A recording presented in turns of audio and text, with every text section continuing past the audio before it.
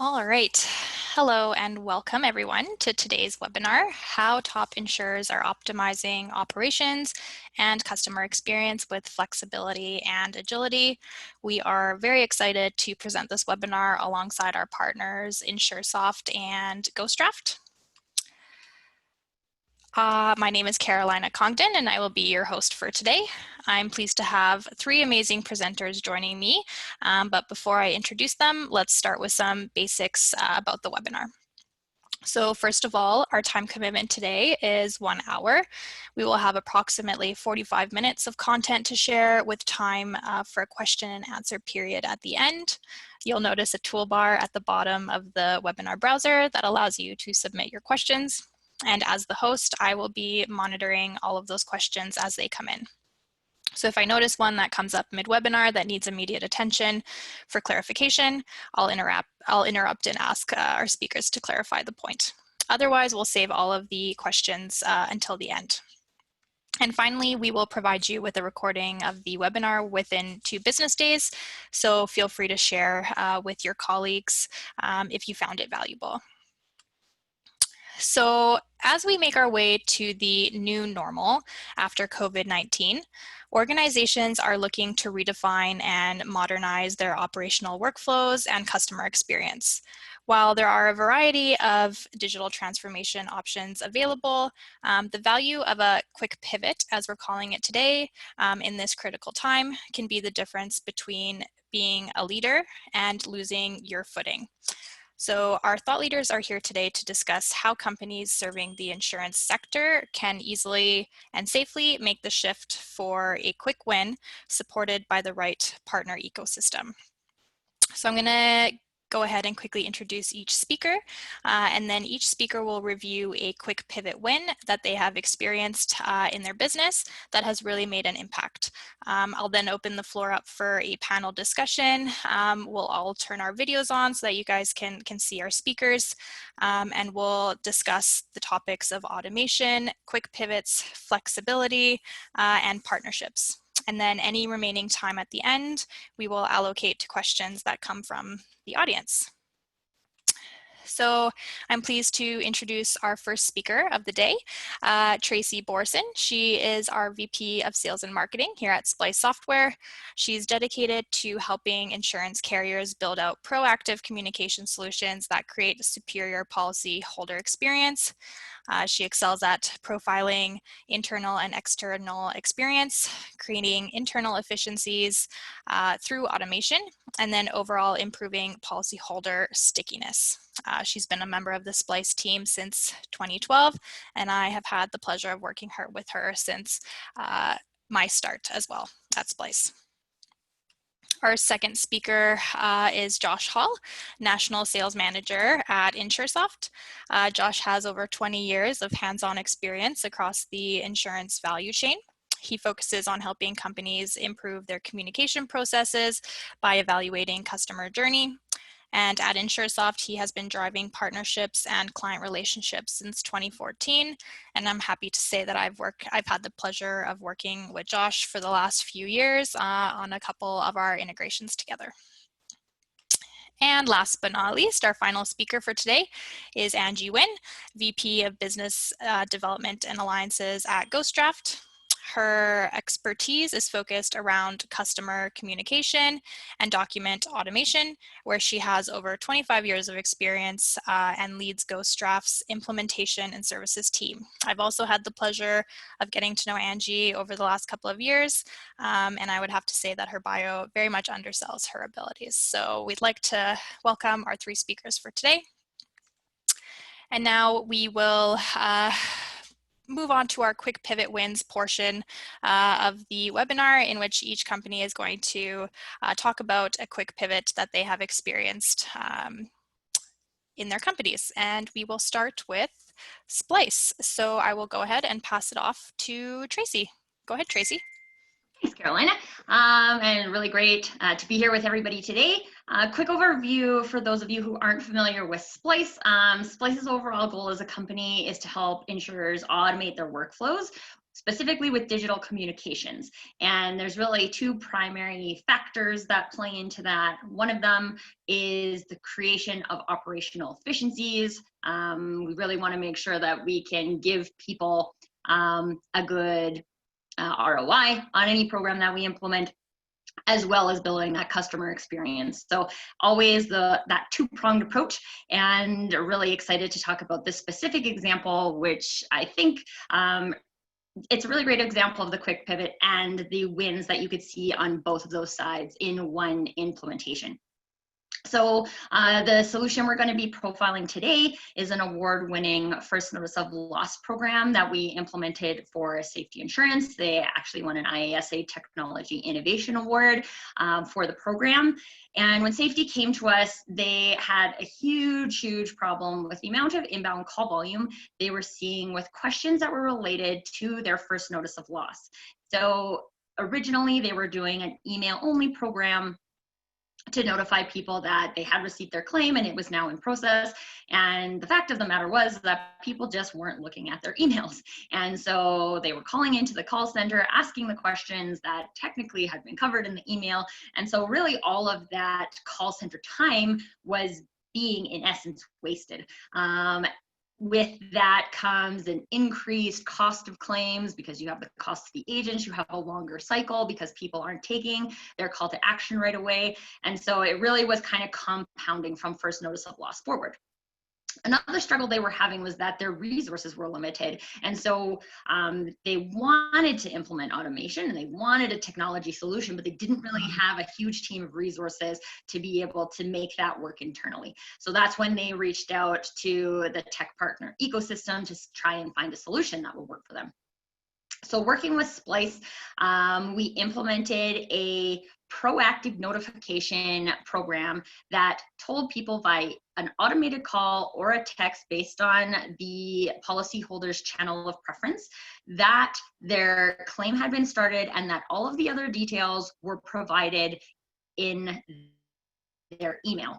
So again, that kind of two-prong approach, saying like we want to create the operational efficiencies by making people move forward more quickly on the claim by being more informed, and a better customer experience, having it not sit in your inbox and you expecting something to happen on your claim and nothing is happening.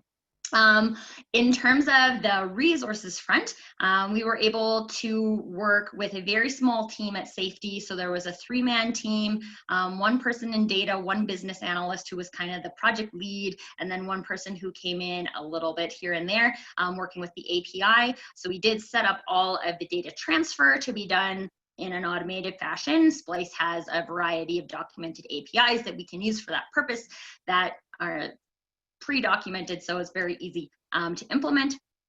And so we set that up with the team and with a 3-man project team at safety, and from discovery to go live, it was an 8-week implementation. And as I mentioned, that API automation was included in that as well. So I know often when we think about having fully automated solutions, we think that it's this huge project and needs lots of people and it takes tons of time, but 3-man team, 8 weeks, and we were able to, this is the really big winner here, we decreased the amount of hours spent answering first notice of loss questions in the call center by 630 hours in the first 3 months. So I don't know how much a lot of you know about the cost of a call center agent, but they're not the cheapest resource.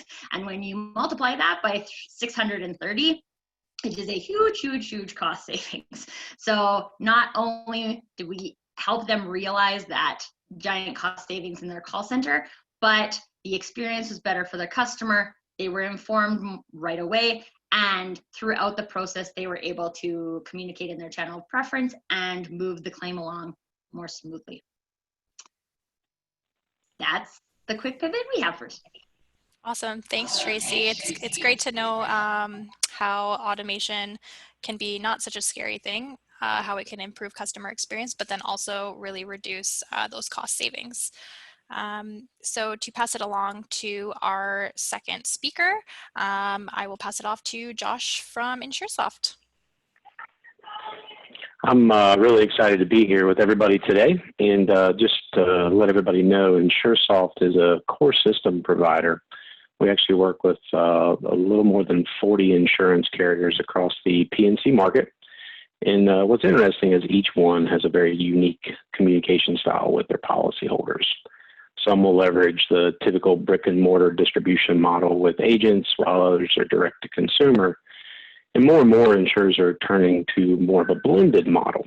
But what they're doing is they're really shifting to new strategies to meet clients where they are. So historically, core systems providers wanted to be the end-all be-all for their clients, but we see ourselves more as enablers of a digital insurance platform model. So insurers have a tremendous amount of data, and the overarching goal with most of our clients is how do we actually use that data beyond just data collection in terms of being more event-driven with their communication with policyholders. So as they flip the lens to more of an empathy-driven customer experience focus, it allows them to really meet those customers where they are. In a recent Capgemini survey in 2016, which actually feels like it was a million years ago at this point, approximately 17% of consumers were willing to buy insurance from large tech companies like Amazon, Apple, and Google. In 2020, though, the number doubled to more than 36%.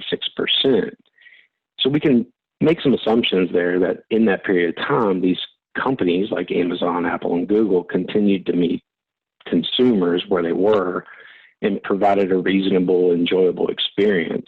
And they also built trust, which is paramount when you're focusing on the customer journey. So how do we actually leverage that data to communicate with clients proactively? More or less a case study here is, we work with a customer that uses our core platform, and they actually insure a lot of coastal risks. Hurricane season is just around the corner here, and preparedness is really key to reducing risk. So proactive communication is a crucial differentiator in the marketplace. There's a couple of things that you really do is you build your brand and you distinguish amongst your competitors, and you create a lot of brand loyalty. So in this particular instance, this carrier actually went and redesigned the customer journey with these digital elements. They leveraged the core platform as well as the SPLICE toolkit to actually reduce their CAT exposure with a lot of proactive notifications out to their policyholders. I think more importantly than that is they actually gave policyholders the information prior to a potential CAT event to ensure that they could communicate with the carrier in the event of a loss. So they've turned from a reactive organization into more of a proactive organization by actually plugging the SPLICE toolkit into the core platform to leverage that data. So it was a quick win for them, and they definitely had an opportunity to distinguish their brand in the marketplace. Awesome. Thanks, Josh. And Angie, how about you? Take it away with your case study surrounding core systems migration. Great, thanks.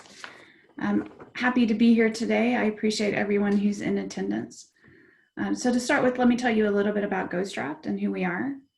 GhostDraft helps insurance providers transform their communications into engaging experiences. We have over 70 top insurance customers across North America.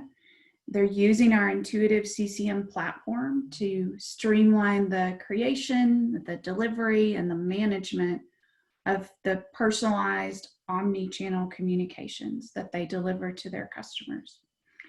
GhostDraft interfaces into the business to empower you to strengthen, expand, and acquire customer relationships, to create greater efficiencies and more agility, and to minimize your compliance risk. The case study that I'm going to talk about today is a customer who has been a GhostDraft customer for about 5 years. They provide excess and surplus liability insurance into for medical facilities. When they became a GhostDraft customer, we integrated into their existing policy underwriting and administration system. They weren't completely happy with that system, but they had bigger communication needs. So we integrated to that system, knowing that their long-term plans are going to be to actually replace that system with something that provided them better functionality. So last year, they determined it was time to do that replacement. They acquired a new policy administration or underwriting and policy administration system, and we integrated GhostDraft to that new system. The thing that was really cool about that is all the investment that they had made in developing their communications, policy documents, claims documents, underwriting communications, all of those documents, that investment they had made there, they were able to seamlessly move over to their new platform. With the GhostDraft tooling, we separate the business rules and logic that live inside the templates that drive the template behavior away from the sourcing and transformation of data.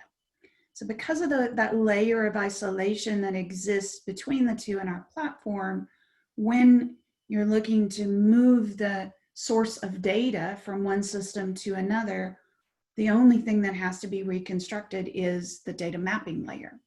So as part of that migration, the carrier did have to create a brand new mapping for the new data source from the new system, but all the investment they had made in templates carried over. The estimation was from the carrier that about 70% of the investment that they had made in the overall initial implementation was completely reusable with this new implementation. And that other 30% was the remapping from or into a new data source. So they were very excited and thrilled about this capability because they felt like the investment they had made initially in GhostDraft really future-proofed them from the perspective of a core system.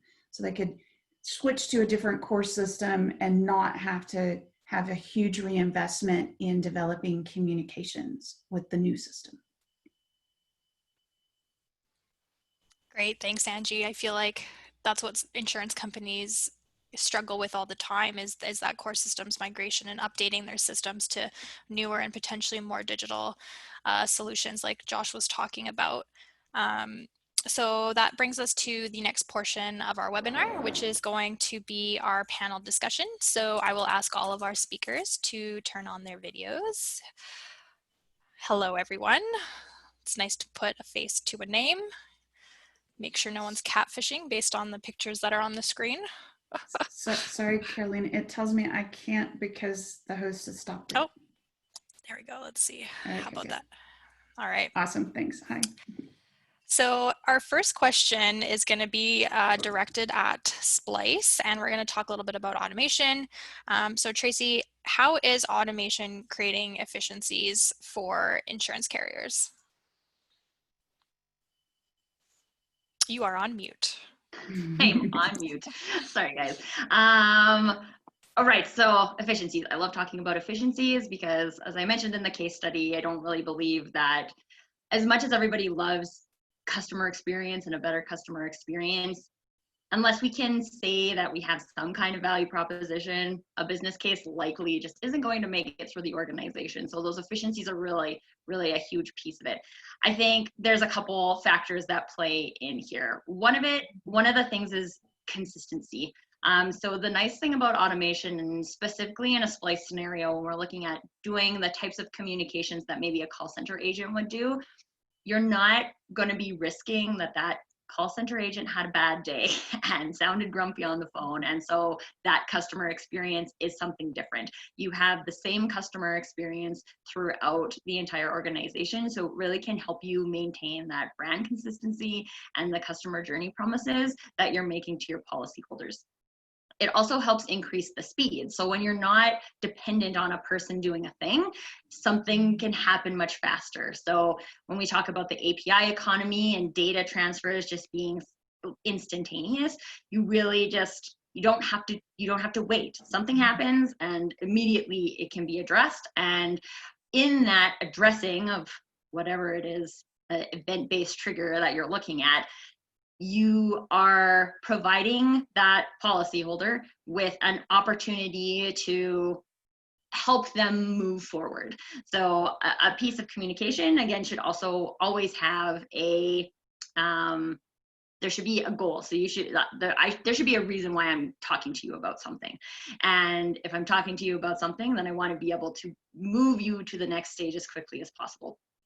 And by having automation support those efficiencies, you really can increase the speed, increase the consistency, which overall drives the entire customer experience.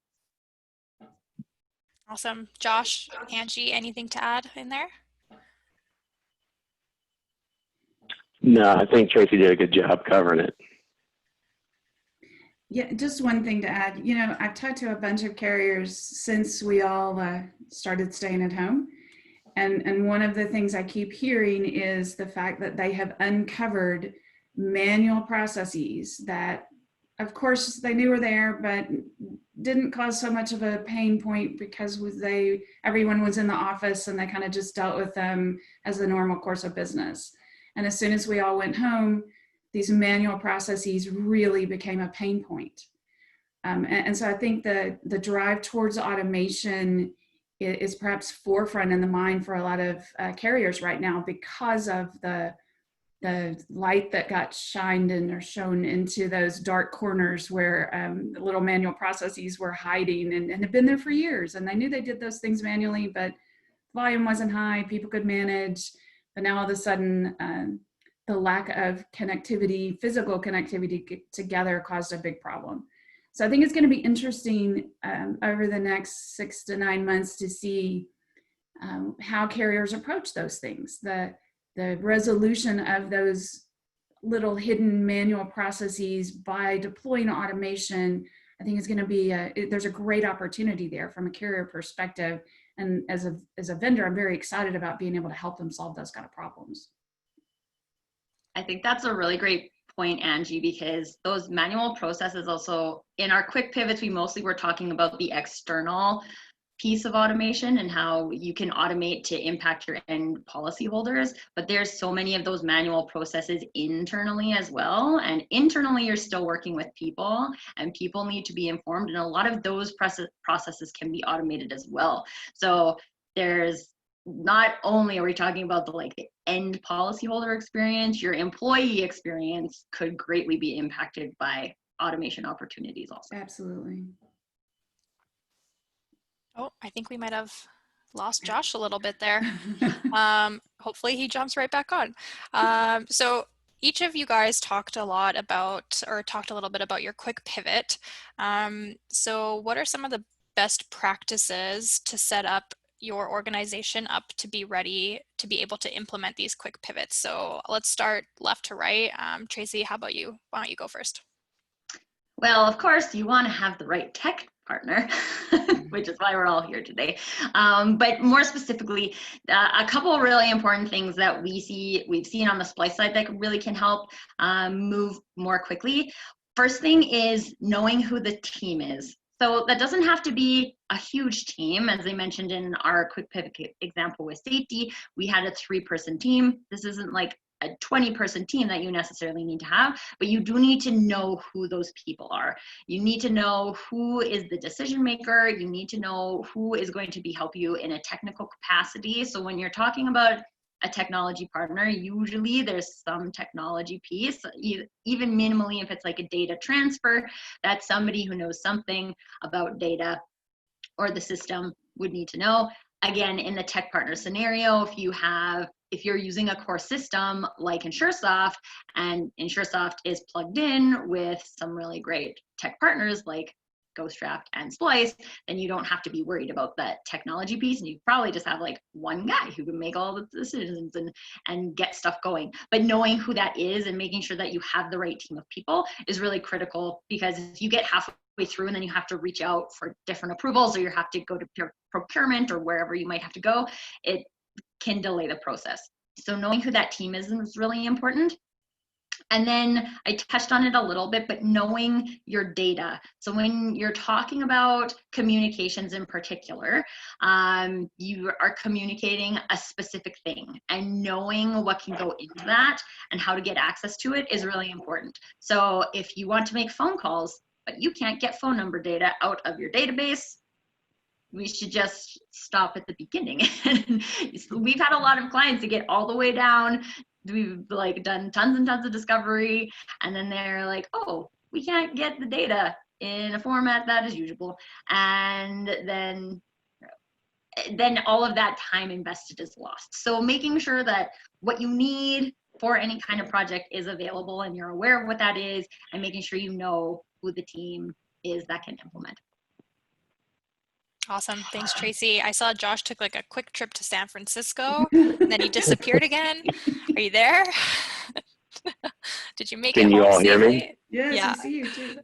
All right. I can still hear you. That my internet went down, so I apologize for that. No But worries. anyways, talking about some of the best practices. Yes. So I'm joining on my phone now, so hopefully you can see me. I think more and more customers really need to focus on or insurance carriers need to focus on the customer journey. I don't know that we always look at who our policyholders are. So most of the people on the call are probably very familiar with all of the acronyms that we use, and OOS for out-of-sequence endorsement transactions and FNOL for first notice of loss. But we have to put ourselves and be mindful of putting ourselves in the customer's shoes. So it's a bad accident that happened, right? It's not just a tree fell on my home or there's a hurricane coming, so we've got to be cat prepared. It's really focused on them and what they need to be able to do, and giving customers, policyholders, the ability to engage in their preferred method.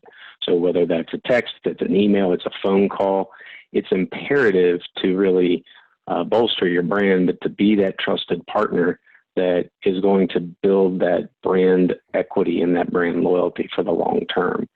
And speed and transparency are super important. So even going back to the case study that I'd mentioned, being proactive quickly with a hurricane bearing down on the coast to your policyholders that live in the impacted area is a huge differentiator in the market. So when I look at those best practices, that's really what I'm looking at and talking to our customers about. And I think that, for our customers, because of partnerships that we've built with companies like GhostDraft and SPLICE, nobody ever wants to be first, and they really want a proven methodology to come in and to leverage as they look at how they actually want to meet their customers where they are. So being first, being second, being third, let's look at those opportunities to plug into that digital insurance platform and really meet those customers where they are. Awesome. Angie, how about you? Any best practices to add? I think the thing that I would add there is if you're trying to do a quick pivot and it is something that your organization hasn't done before, so it's a brand new idea, it's something that you think is going to be really impactful for your customers, but you've not actually done it, you really should leverage some experts. Go find a vendor partner or a consulting company, find somebody who has expertise in this area so that they can help navigate you through that first project. So you can get it done quickly, be able to discover the benefits of that pivot that you're implementing. And then the flip side of that is you also need to ensure that as you come to the end of that project, that you have a really thorough turnover of what was done back into your core team so that your team can take over and do the maintenance on that and do it again and again and again. But we find sometimes carriers try to do something new on their own and they get stuck in the technology, or they get stuck in an area where we get called in to help, but we're like, man, we could have saved you a bunch of time had you engaged us earlier in this process. And so I think I would encourage you to also think about the companies who provide you technologies as partners, not vendors. Partner with them to solve a problem, let them help you find the solution to something, especially if you've never done it before. so that you can get that implemented quickly and implemented the right way. So you can then take it on yourself and do that in other areas of the business. Awesome. Thank you guys. Hopefully the attendees find some really good best practices in there that they can implement in their own organizations. In terms of flexibility, I'm going to direct this question at Angie. How does customer communication management support flexibility for greater efficiency? Yeah, so a good customer communication management system should give you the ability to future-proof yourself against the requirements you don't even know about. You know, the needs and desires that your customers are going to have 2 years from now that you need to try to set up yourself up to be able to deliver. So what does that mean? That means you need an innovative partner who is continually adding functionality to their platform. And you need a platform that's going to be flexible enough to deliver the requirements that you have today. So I'll give you some examples. The ability to create a piece of content one time and then deliver it in any way that your insureds want to receive it. If they want it on a printed piece of paper, if they want it in an email, if they want it in an SMS text message, if they want it on social media, and. Those are not ors, those are ands. And so the ability to create that content one time and then deliver it across all the channels in a seamless fashion is really important. The ability to have configuration, not code, in your CCM is really important. From a GhostDraft perspective, we provide a workflow engine. All of our customers integrate to this workflow engine. As soon as you've integrated to that workflow engine, all the activity that happens around creating and delivering communication, then it's configuration on the GhostDraft side. So if you change your mind 6 months down the line and decide I'm going to print this information on a piece of paper, but I'm also going to deliver it to social media channels or out to emails or whatever that new output delivery channel requirement is, you just change configuration. And that's a huge, huge future-proof thing. So as your delivery methods and desires change, you really should be able to do that through an easy configuration tool, not having to go back and change that integration code between the core system that's triggering that piece of communication and your communication engine. I think you really also need to empower your business. If you think about policy forms, the people who know about the changes that are needed on policy forms are people in the business. And that idea that those business people need to go interface with IT and have IT then make changes to the form automation tool is not very efficient. So if you can empower the business user with technology to make those changes, of course, in a compliant way, you want to make sure that they're not going to break things, but you give them technology that allows them to do that configuration in conjunction with their IT counterparts. So they still need support from IT, but a lot of that work can be done by the business user. It's a much better model. The business user is the one who knows and understands the requirements. Having them interface that into IT so IT can do the work is very inefficient. So that kind of flexibility drives efficiencies. So flexibility is, it's a whole bunch of features and functions in products, but the reason it's important is it drives things like speed to market. If I can get forms, changes, new forms, new pieces of communication into production quickly, that's going to drive my efficiencies.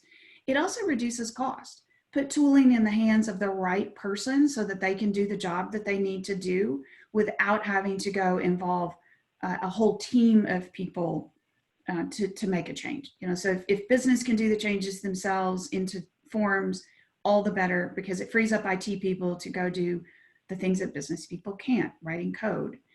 And it also is more efficient. The business person knows what needs to change. Give them tooling that lets them change it.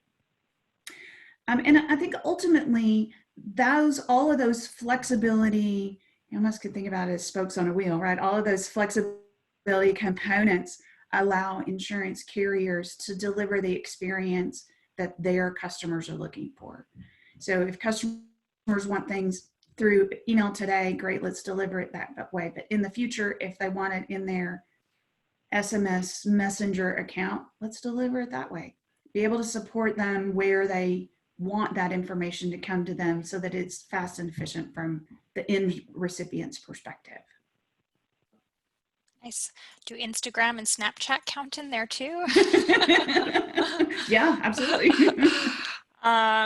Josh, Tracy, I thought anything that you want to add in TikTok there? was all TikTok. Yeah, I was just gonna say I thought TikTok was all the rage these days. No, the thing that I would say, and just kind of coupled with what Angie mentioned, was just the sheer configurability of the systems that are out there today. You know, being able to be an underwriting user and be able to adjust workflows on the fly, or a claims user and being able to adjust workload, to adjust workflow based on potential risks that are out there. And what we see a lot of times too is there's so much data. A lot of these insurers, you know, even my case study is based on just an event that's coming and some historical data. They're in this hindsight type of mentality. What we're really trying to do too with our partnerships is give them a lot of foresight and predictive tools so that they can go into the marketplace and make, you know, those quick pivot wins based on the data that they collect through these different processes, right? So, you know, based on a cat coming, how many FNOLs were now transitioned to electronic communication instead of overbearing a call center, as an example. So really empowering them to have that foresight to ramp up their people, a BPO provider like one of our partners, or whatever it may be. I think just data is the new gold. So I'm looking forward to all of the insurers and their TikTok stories on a go-forward basis. Still don't know how to use TikTok. I think I'll have to download it. Same. Tracy? Same.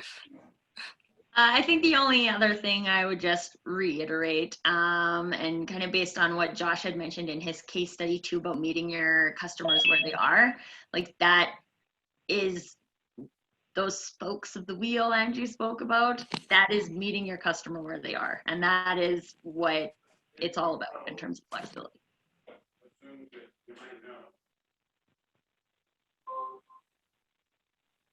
All right, thank you, Tracy. This question is going to be directed directly at Josh, because I just know he loves talking about partnerships. What role can technology partnerships have in facilitating quick pivots? I know you kind of talked about this a little bit already, but any more insight that you can provide would be great. I'm sure our attendees would love to hear more. Yeah, so you know, it's imperative. Like I'd mentioned early on, you know, core system providers have kind of gone through these ebbs and flows of wanting to be all things to all people. Our mentality has really shifted. You know, kind of leave the experts to the expert type of process, right? So I'll talk a little bit about our partnership specifically with SPLICE.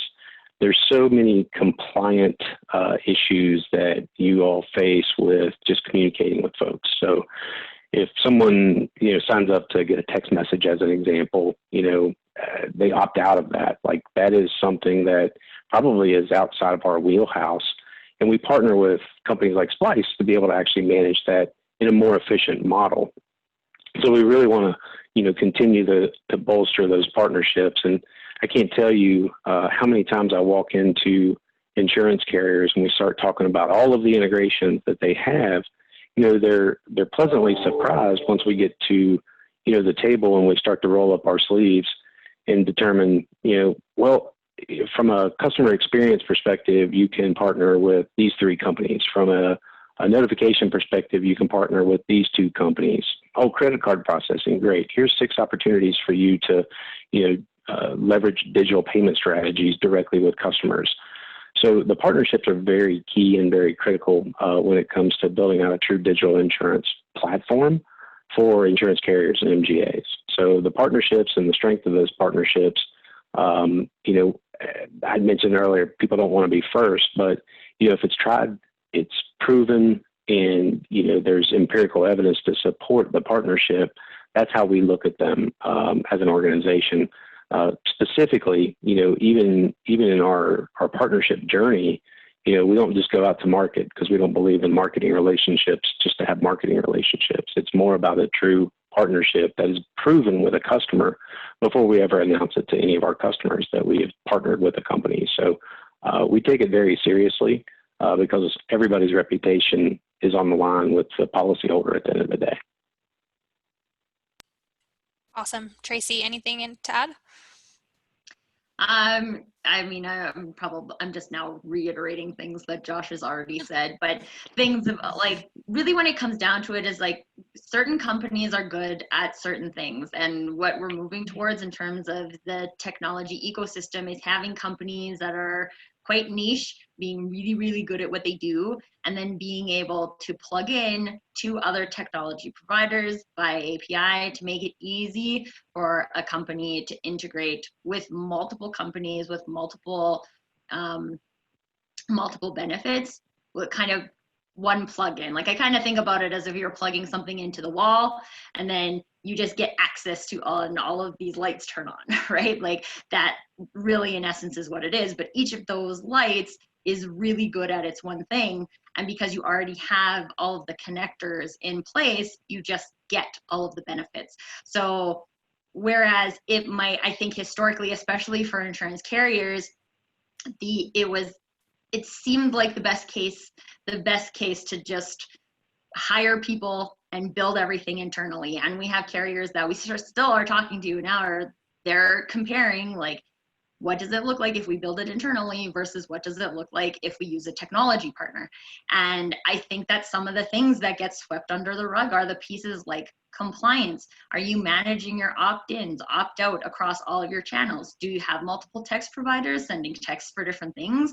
Do you know if someone opts out in one? And then you need to take that into consideration if you're sending texts out by another provider, right? That is something that SPLICE is specifically good at, making sure that that consent information flows throughout your entire system. So it might be a scenario where you like SPLICE doesn't do any specific forward facing because everything is just happening in the back end. But to create that from scratch, to make sure that you're doing all those things, either is a ridiculous amount of manual work or is building a system that you have no experience building. And then there's just a risk associated with that. So being able to participate in that technology ecosystem and using partners where it makes sense for what they're really good at is just where the biggest opportunity is with partnerships. Awesome. Thanks, Tracy. Angie, I know Josh and Tracy covered a lot, so I don't know how much you have left to add, but is there anything that you wanted to throw in there?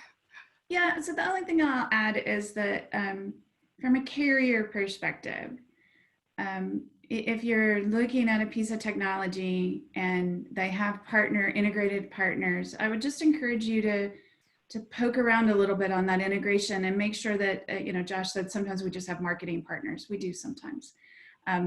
At GhostDraft, we focus pretty heavily on, we call it sticking to our knitting. We focus pretty heavily on doing what we do best and being the best at it, and then integrating with people who do the things that we want to have, but we're not the best at. But for us, that means actually doing the work of doing the integration, writing the code to make our technologies talk to each other before we go out and talk to a carrier about it. And that's really important to us from our perspective, that not only have we talked about how we would integrate technologies, but we've actually done the work of integrating technologies. So from a carrier perspective, I don't think you should view integrated components as a downside. I think it's absolutely a benefit as long as you make sure that the integration exists. So when I said go poke around on that integration, that's what I meant. Go, dig up under the covers just a little bit and make sure that there is a piece of integrated code and that they have done the work to make the two pieces of technology talk to each other. And then you're going to get the benefits of both of those platforms in a really seamless way. So it just allows you to leverage things much more quickly as long as the code's there. Awesome. So it's about time to open the floor up for questions for our panel. So if you have any questions from the audience that you want to submit, feel free to do so. There is a question and answer box for you that you can use. We have a few questions already. The first one I will probably direct towards Tracy. So we all want to be flexible when we come to communication channels, but how can we find out where our customers are so that we know which channels to invest in? Oh, we talk to so many people about this because the number of times where people say, just be where your customers are. The unfortunate piece about it is that, like, you don't know where that is. Josh mentioned this, like, gold mine of data earlier and how this, like, data is presented. And I think a lot of times people just don't have the tools or don't know the places to look to find the data. So what I will tell you is that your customers are telling you how they want to be communicated with, and it's in your data. So the good news is you have all of that information. Now you just need to be able to find it. One of the most, like, the easiest ways to find it is to talk to the people in your call center. So as I mentioned with the safety case study, everybody was calling the call center to deal with things. When somebody can't do a thing, their default response almost always still is to call the call center. Now that's if they're actually still trying to do their thing. If they're really just mad at you, they're gonna tweet about it or post it on Facebook or something. But your social channels and your call center is where all of that information is coming in. There are tools that exist for you to be able to compile that information. They are not high cost tools. They are very, very easy to implement based on your current channels, and you can start to get that information. A really easy example, specifically from the automated calling side, is trying to understand what percentage of your client base is on a mobile device and what percentage of your customers are on a landline. Now, as you can probably imagine, as we continue in our experience economy, there are fewer and fewer people who just have landline. But depending on your brand and your customer base, like, we do business with one retailer in Florida. There's a lot of retirees that buy their furniture. So most of those people still have a landline. So again, based on your customer base, it might be a little bit different, but knowing that can really impact how you want to build your communication strategies going forward. So if you have 20% of mobile customers, you might want to do something different than if you have 80% mobile customers. If 80% of your customers on mobile, you probably should think about a text strategy if you haven't thought about one already. And then the likelihood of those people trying to communicate with you via text, which would also include inbound, needs to be looked at. So how many times, this is something that SPLICE can track too, how many times has someone texted in to a phone number that isn't actually managed by something? So when we do text distribution, we track every kind of inbound response that comes in based on that. There may or may not be an automation set up to deal with those. If you have a high volume of those, you need a program to set up how to deal with that. So, and now I've become overly explainy, but the nice thing is the data to know that exists, and the best places to look for it are in your call center and in your social media. Thanks, Tracy. Angie, I know you have some experience in terms of customer communication in different channels. What would you have to add on to that as well in terms of letting customers know or clients know which channels they should be investing in based off your experience? Yes, I totally agree with Tracy that the majority of that data you already have. It's maybe locked away somewhere and you need tooling to be able to help you get to that data. But you do have that available to you. I also have seen a few carriers just add a quick one question survey in the call center, as people are calling in to ask, would you prefer that we communicate with you over email? Would you prefer that we text you this? So just at the very end of each engagement on the phone in the call center to ask the customer, how do you want me to talk to you? And they run, those programs for a couple of 3 months, and then they could pretty quickly see, when they understood the demographics of their customer, but they could quickly see the preferences that were developing from that surveying that they were doing. And so that's also another way that you can pretty easily get to information by just asking a simple question when you have them on the phone already. Such a great point, Angie. I know that almost every time we ask the question, you get an answer. And a lot of times people think, oh no, I can't ask that. It doesn't make sense in this part of the journey, blah, blah, blah. The customer wants to do business with you in a certain way. And if you ask them for that information, the likelihood of them giving it to you is very, very high. So like, all you have to do is ask. And they appreciate being asked. Yeah. Josh, with someone with so much insurance experience, what kind of trends are you seeing with some of the carriers that you're working with in terms of building out their core systems, in terms of channels that they want to implement alongside that? Yeah, that's a real good question. So I see a lot of carriers, they may have 7 source systems. They really need places to singularly report on those systems as they go through a transformation project. But again, data is the key to all of that and unlocking the value of the organization. So really what I'm seeing is a shift there into how to actually harness that data on a go-forward basis. And I've mentioned it before, but you know, insurance carriers are really good at reporting on what they have, and it gives them a real good view of what happened in the past. But it's that shift now to more of a predictive type of model, where how can I take the data that I have today and leverage that for the future, right? More of a foresight type of model as opposed to that hindsight type of model. So it's been an interesting shift in data as a whole, and I think that's really what's driving a lot of core insurance software changes, is just being able to really understand the data. So many people are caught up in, I don't even understand how my data, the schema in the data, like I can't even interpret what that looks like, but I've got this really cool report that tells me how much premium I brought in. And that's just not a viable solution into the future.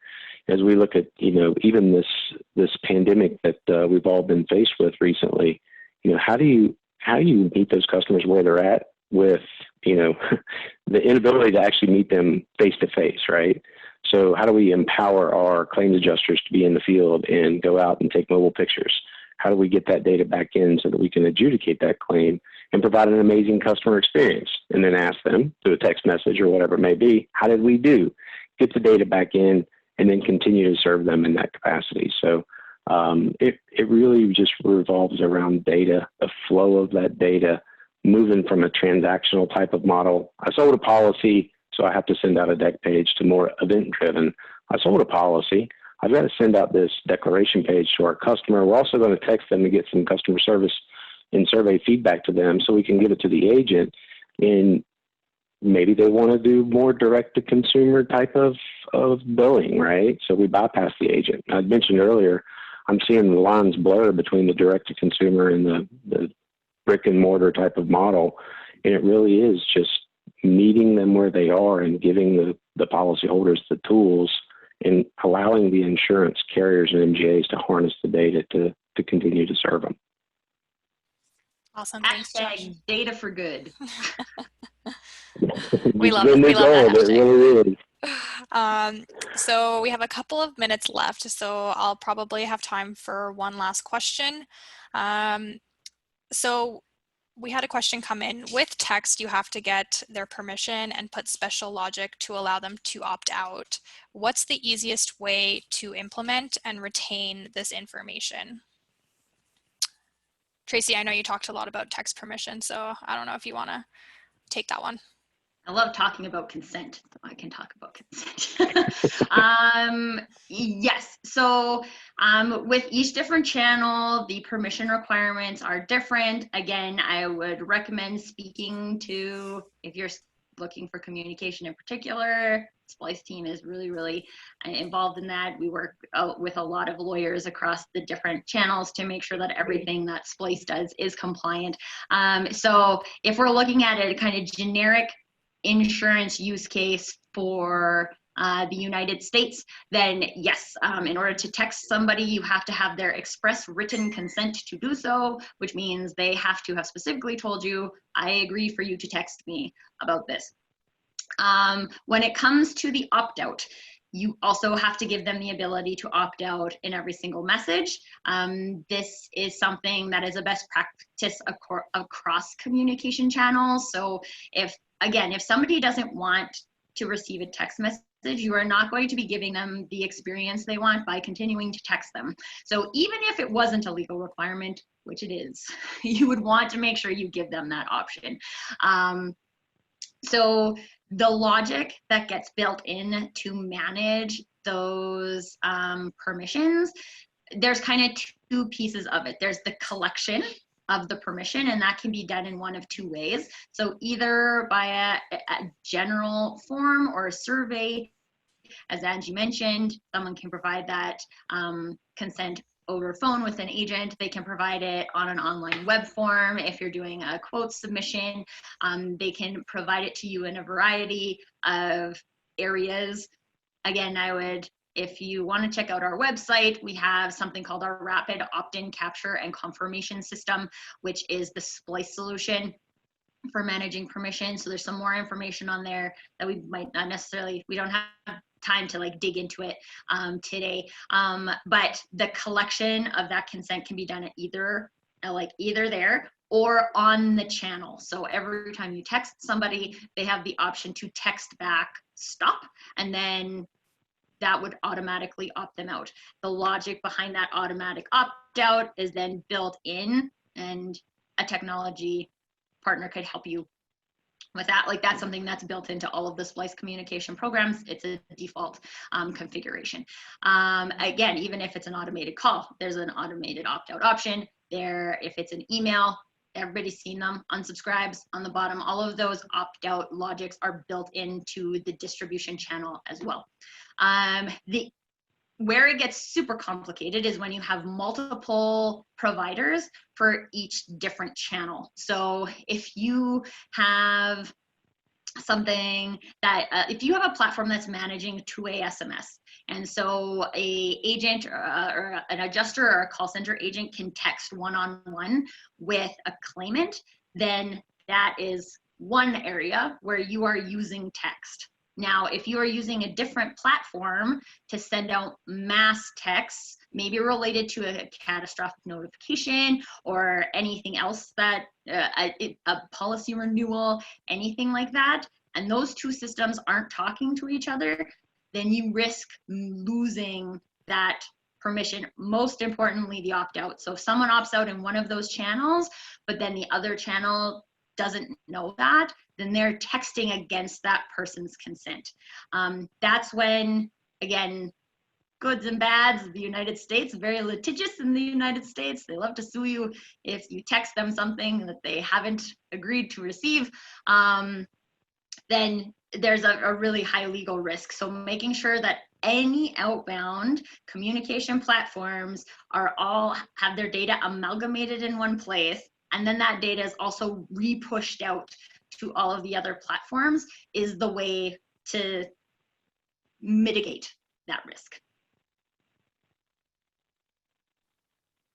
I was on mute. Angie, Josh, anything to add on there? Josh, I think you're on mute. Josh is on mute too. No, that was very well said. I'm not sure that I have anything else to add. Yeah, no, that was a great overview. And generally what I would say is talk to Angie or Tracy about consent. Delegate. That's what partnerships do, right? I would love to talk about consent. It's my Absolutely. favorite thing to talk about. All right, so we're pretty much out of time. If you have any other questions, this webinar is recorded. We'll be sending the recording link out to everyone for your reference. So if you have any other questions, you can always just send us an email back and we can direct you to the right party to answer any of those additional questions. But once again, we thank you guys for joining, and thank you to all of our panelists for joining us today. So have a great rest of your day. Thanks, Thanks, Angie and Josh. Have a great week. Thanks, everyone. Cheers. Bye. Bye.